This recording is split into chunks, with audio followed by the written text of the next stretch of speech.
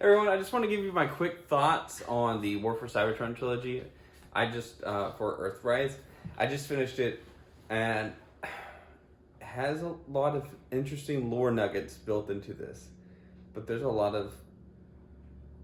It's a chore in some ways to kind of binge through it because it's not that well done compared to some other TV series. And the problem isn't that they had a bad idea. The execution was forced, it feels like, because they're cramming all these events, one thing after the other, and they can't really like expel or divulge really into all the information about it. It's because they have 6 episodes to do this in.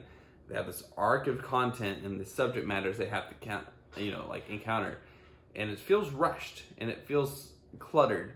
They have some cool moments in it, not gonna lie, but they didn't learn from their mistakes with Siege, and that's probably because after they did Siege, they just went straight to Earthrise and they didn't listen to any feedback. If they didn't probably have time to listen to new feedback if it was built one right after the other.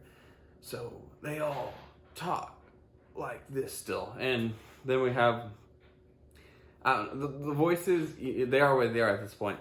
But there were a few times I was taken out like, that's spoiler territory. All right, a little bit of spoilers from here.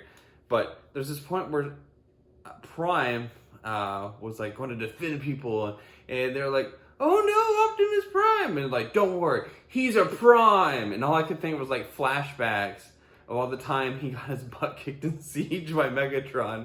And then like, all right, let's see what this Prime does. And he goes in, ready to fight, and then he gets his butt kicked, just like he did in the first. It's like, oh yeah, he's a Prime. He sure kicks butt like a Prime. I don't know. It just didn't feel like it at all. Felt like the terming, I believe, is warfing. It's when you have your strongest character get their butts kicked, but those times you actually have to show how strong this character is. You can't just say, "Oh, this character is awesome." Oh, look, they got defeated by this other person.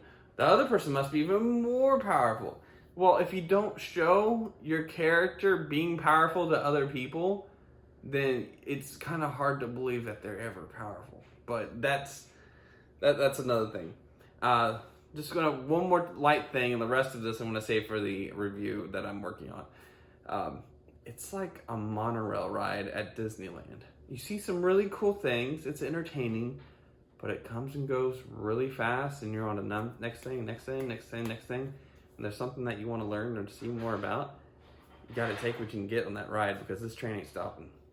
Hope everyone enjoys it.